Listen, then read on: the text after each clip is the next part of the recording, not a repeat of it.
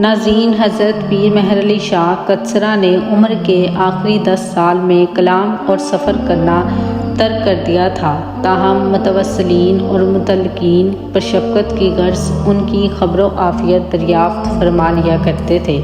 سن 1350 ہجری سے آپ رحمۃ اللہ علیہ پر محویت اور استقراب کی حالت طاری ہو گئی اور غذا بالکل ترک کر دی، تاہم کبھی ہوش میں آ جاتے اور کوئی بات فرما دیتے۔ 6 سال کا سقر و استقرار کی حالت میں گزارے۔ اس عرصے میں چند بار ایسا بھی ہوا کہ دن کے وقت حالت محو کی طرف رجوع فرما کر اٹھ بیٹھتے، لوگوں کی خیر و عافیت دریافت فرماتے، ان کے حق میں دعا خیر کرتے، ان کے سوالات کے جوابات دیتے، اشعار سناتے پڑھتے اور شام ہوتے ہی پھر اسی عالم میں واپس لوٹ جاتے۔ عصر کے وقت وصال سے چند منٹ پہلے ارشاد فرمایا کہ مجھے اٹھاؤ، چنانچہ تکیے سے ٹیک لگا کر بٹھا دیے گئے، پھر گردن کو ایک طرف خفیف سا خم دے کر مسکرائے۔ اس وقت چہرہ مبارک پر انتہائی نیاز و حیا و تشکر و انبساط کے جذبات نمایاں تھے، پھر ارشاد فرمایا اور لٹا دیے گئے۔ کچھ دیر بعد ایک لمبی اور نحیف آواز میں اللہ کہا اور آخر 29 صفر سن 1356 بمطابق سن 1937 کو خالق حقیقی سے جا ملے۔ آپ رحمۃ اللہ علیہ کے ایک ہی صاحبزادے تھے جن کا نام سید غلام محی الدین شاہ تھا، جو آپ رحمۃ اللہ علیہ کے وصال کے بعد آپ رحمۃ اللہ علیہ کے جانشین بنے۔ آپ رحمۃ اللہ علیہ کا مزار اقدس گولرہ اسلام آباد میں ہے۔ مزار پر ایک عالی شان گنبد بنا ہوا ہے اور مزار کے ساتھ ایک بہت بڑی مسجد بھی ہے۔ ناظرین، اب ہم حضرت پیر مہر علی گولرہ شریف رحمۃ اللہ علیہ کی چند کرامات آپ کے سامنے پیش کرتے ہیں۔ کہا جاتا ہے کہ افغانستان کے حکمران امیر حبیب اللہ خان اپنی شہزادگی کے دنوں میں خفیہ دعا کی غرض سے حضرت پیر مہر علی شاہ صاحب رحمۃ اللہ علیہ کی خدمت میں حاضر ہوئے۔ محلاتی سازشوں اور خاندانی جھگڑوں کی وجہ سے ان کی ولی عہدی خطرے میں پڑی ہوئی تھی۔ حضرت پیر مہر علی شاہ صاحب رحمۃ اللہ علیہ نے ان کے حق میں دعا فرمائی اور پھر ان دنوں 2 روز تک اپنے ہاں مہمان بھی رکھا۔ کسی شخص کو بھی امیر حبیب اللہ خان کے آنے اور جانے کے بارے میں پتہ نہ چلا۔ آپ رحمۃ اللہ علیہ کے خادم خانزادہ گل احمد خان ہزاروی کو بعد میں معلوم ہوا وہ جو مہمان 2 دن قیام کر کے گئے تھے وہ افغانستان کے امیر حبیب اللہ تھے۔ گل احمد خان کا کہنا ہے کہ حضرت پیر مہر علی شاہ صاحب رحمۃ اللہ علیہ نے ایک دن مجھ سے فرمایا، گل احمد، بعض مہمان ایسے ہوتے ہیں جو اپنی حیثیت اور مرتبے کے بارے میں نہیں بتاتے، اس لیے تم لوگ خود ان کی قدر پہچان کر حسب مرتبہ خوراک و خاطر تواضع کا خیال رکھا کرو۔ اس پر میں سمجھ گیا کہ ضرور کوئی خاص مہمان آنے والا ہے۔ دوسرے یا تیسرے دن بارش شروع ہو گئی اور مسلسل کئی دنوں تک جاری رہی۔ ایک رات تہجد کے وقت سے ذرا پہلے اچانک میری آنکھ کھل گئی اور مجھے حضرت صاحب کے حجرے مبارک کی جانب کشش محسوس ہوئی۔ میں وہاں پہنچا تو دیکھا کہ درختوں کے نیچے 3 آدمی کھڑے ہیں اور حجرہ مبارک کا دروازہ بند ہے۔ ان افراد نے پوستین پہنی ہوئی تھی۔ پوچھنے پر انہوں نے بتایا کہ وہ سرحد پار سے آئے ہیں اور نصف شب کے بعد پشاور سے آنے والی ٹرین سے اترے تھے۔ ان میں سے ایک شخص جس کی عمر نسبتاً کم تھی، کئی مرتبہ تخلیہ میں حضرت شاہ صاحب رحمۃ اللہ علیہ سے ملاقات کے لیے خدمت میں حاضری دیتا رہا۔ 2 دن تک قیام کرنے کے بعد یہ لوگ واپس چلے گئے۔ پھر کچھ عرصے بعد حضرت پیر مہر علی شاہ صاحب رحمۃ اللہ علیہ پاک پتن تشریف لے گئے۔ واپسی پر لاہور میں ٹھہرے ہوئے تھے کہ کابل کے سابق امیر صفدر یعقوب خان، جو ان دنوں نظر بندی کی حالت میں لاہور رہتے تھے، اپنے خاص آدمی کے ذریعے آپ رحمۃ اللہ علیہ سے علیحدگی میں ملاقات کی اجازت لے کر شام کے وقت چڑیا گھر کے عقب والے مزار مبارک کی مسجد میں آپ رحمۃ اللہ علیہ سے ملاقات کے لیے حاضری دی۔ اس وقت آپ رحمۃ اللہ علیہ کا ایک خادم باہر وضو کر رہا تھا، جبکہ دوسرا کچھ دور بیٹھا ذکر و جہر میں مصروف تھا۔ گل احمد خان کا کہنا ہے کہ میں اکیلا حضرت صاحب رحمۃ اللہ علیہ کے پاس بیٹھا ہوا۔ سردار صاحب نے عرض کی، آپ اللہ کے مقبول و بزرگیدہ بندے ہیں، میرے لیے دعا فرمائیں کہ میرا حق مجھے واپس مل جائے۔ آپ رحمۃ اللہ علیہ نے فرمایا تخت کابل کے لیے اس سے بیشتر میں سردار حبیب اللہ خان کے حق میں کر چکا ہوں، آپ کے حسن و عاقبت کے لیے دعا کرتا ہوں۔ پھر آپ رحمۃ اللہ علیہ نے ہاتھ اٹھا کر دعا فرمائی۔ پھر کچھ عرصے کے بعد جب امیر حبیب اللہ خان کابل کے تخت پر بیٹھے تو مجھے پیر مہر علی شاہ صاحب رحمۃ اللہ علیہ کے الفاظ یاد آئے۔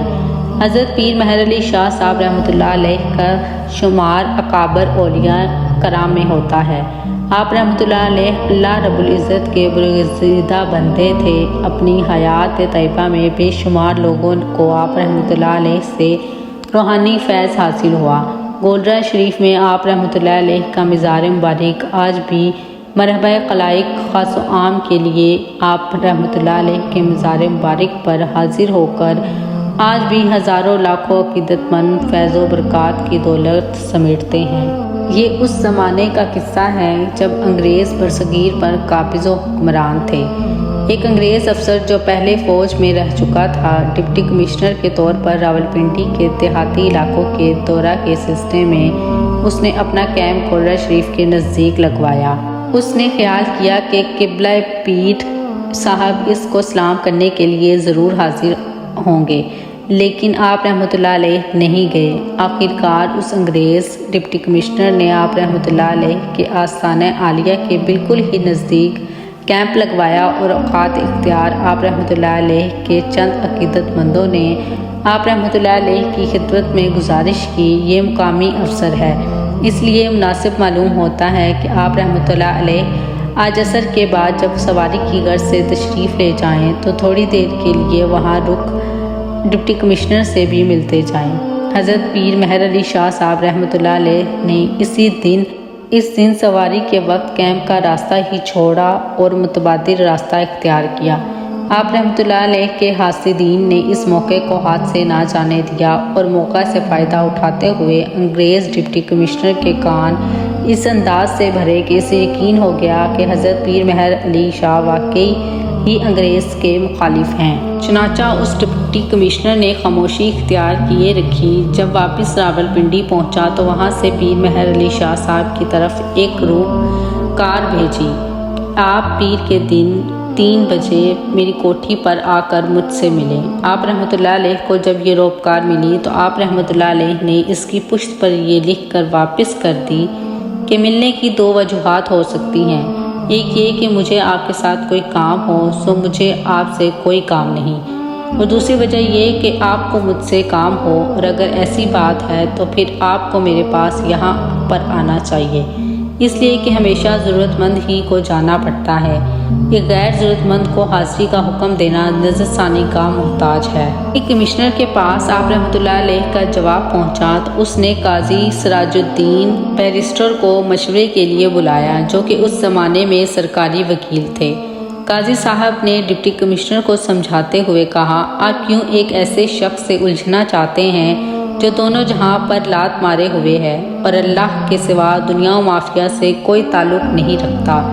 ڈپٹی کمشنر سمجھدار آدمی، اس نے سمجھداری کا مظاہرہ کرتے ہوئے اس معاملے کو انا کا مسئلہ نہ بنایا اور حضرت پیر مہر علی شاہ صاحب رحمۃ اللہ علیہ کو اطلاع بھجوائی کہ میں خود ملاقات کے لیے حاضری دوں گا۔ چنانچہ چند ایام کے بعد وہ اپنی بیوی اور بیٹی کے ہمراہ حاضری کے لیے آئے۔ حضرت بابو جی رحمۃ اللہ علیہ اور ملک غلام خان نے دربار شریف سے تھوڑا آگے جا کر ان کا استقبال کیا تو انگریز ڈپٹی کمشنر کو دیکھ کر کہنے لگا، اگر ہم بادشاہ ہیں تو پیر صاحب بھی شہنشاہ ہیں، اگر وہ ہمیں ملنے کے لیے نہیں آئے تو ہم ان سے ملنے کے لیے آ گئے۔ ڈپٹی کمشنر حضرت پیر مہر علی شاہ صاحب رحمۃ اللہ علیہ کے پاس پہنچا تو آپ رحمۃ اللہ علیہ نے اس سے تو ہاتھ ملایا، لیکن جب اس کی بیوی نے ہاتھ بڑھایا آپ علیہ السلام نے اپنا ہاتھ کھینچ لیا۔ اس پر اس نے اپنے شوہر سے کہا، شاید میں بہت گناہ گار ہوں، اس لیے پیر صاحب نے مجھ سے ہاتھ نہیں ملایا۔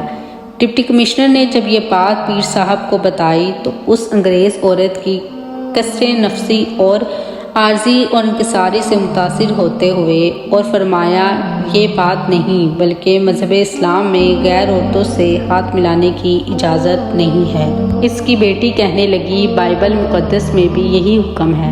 گفتگو کے دوران کمشنر نے آپ رحمۃ اللہ علیہ سے پوچھا کیا آپ کے پاس کوئی جاگیر ہے؟ آپ رحمۃ اللہ علیہ نے فرمایا مشرق سے مغرب تک حضرت غوث اعظم رحمۃ اللہ علیہ کی جاگیر ہے جو ہمارے جد امجد ہے اور یہ سارا ملک ہمیں جاگیر میں ملا ہوا ہے۔ اس کی بیٹی نے آپ رحمۃ اللہ علیہ کے ہاتھ میں پکڑی تسبیح کے بارے میں سوال کیا یہ کیا چیز ہے؟ ارشاد فرمایا اس پر میں اپنے مالک کا نام لیتا ہوں۔ اس نے پوچھا آپ کا مالک آپ کو کتنی تنخواہ دیتا ہے؟ آپ رحمۃ اللہ علیہ نے فرمایا تنخواہ آپ لوگوں کی طرح مقرر نہیں بلکہ یہ میرا مالک میری تمام ضروریات کے مطابق عطا کر دیتا ہے اور بے حد و حساب عطا کرتا ہے۔ لڑکی نے پوچھا آپ اپنے خدا سے کچھ بھی مانگے تو وہ آپ کو دے دیتا ہے؟ آپ رحمۃ اللہ علیہ نے فرمایا اگر وہ چیز ہمارے حق میں بہتر ہو تو عطا فرما دیتا ہے اور اس میں ہمارا کوئی نقصان ہو پھر عطا نہیں فرماتا۔ جیسے کوئی معصوم بچہ روٹی کو ہاتھ مارتا ہے لیکن ماں اس کو دودھ دیتی ہے کیونکہ بچے کا معدہ روٹی کو ہضم نہیں کر سکتا۔ ان دنوں شدید گرمی کا موسم اور بارش کی ضرورت کو محسوس کیا جا رہا تھا۔ انگریز لڑکی کہنے لگی اگر یہ بات ہے تو پھر آپ اللہ رب العزت سے بارش مانگیں اس لیے کہ آج کل بارش کا ہونا ہمارے لیے بہتر معلوم ہوتا ہے۔ حضرت پیر مہر علی شاہ صاحب رحمۃ اللہ علیہ اس لڑکی کی بات سن کر مسکرائے اور فرمایا ہم دعا کرتے ہیں اگر بارش فائدہ مند ہے تو ہو جائے۔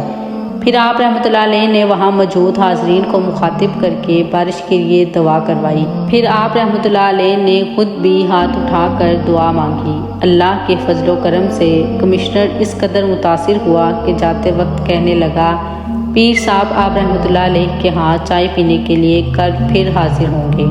چاچا وہ اگلے دن پھر آپ رحمۃ اللہ علیہ کی خدمت میں حاضر ہوا اور آپ رحمۃ اللہ علیہ سے دعا کا طلبگار ہوا۔ اس واقعے کے کئی برسوں بعد ایک انگریز برطانیہ سے آ کر حضرت پیر مہر علی شاہ صاحب رحمۃ اللہ علیہ کی خدمت میں حاضر ہوا۔ عرض کی کہ میں علاقہ کھوٹ میں تیل اور پیٹرول کی تلاش کے لیے آیا ہوں۔ فلاں صاحب جو اس علاقے میں ڈپٹی کمشنر تعینات تھے اور بعد میں کمشنر کے عہدے سے ریٹائر ہوئے، برطانیہ میں مجھے کہا کہ تیل کے کنویں کھودوانے سے پہلے حضرت پیر مہر علی شاہ صاحب رحمۃ اللہ علیہ کی خدمت میں حاضر ہو کر ان سے دعا ضرور کروانا۔ آپ رحمۃ اللہ علیہ نے فرمایا ہاں وہ کمشنر میرا جانے والا تھا۔ پھر آپ رحمۃ اللہ علیہ نے دعا فرمائی۔ ناظرین اگر آپ کو یہ ہماری ویڈیو پسند آئی ہو تو ہمارے چینل کو ضرور سبسکرائب کریں تاکہ ہم آپ کے لیے اور بھی بہترین معلوماتی ویڈیو لا سکیں۔ اسی کے ساتھ میں آپ لوگوں سے اجازت چاہتی ہوں اپنے پیاروں کا بہت خیال رکھیں اور اللہ کے رسول صلی اللہ علیہ وسلم سے بہت محبت کریں۔ اللہ حافظ۔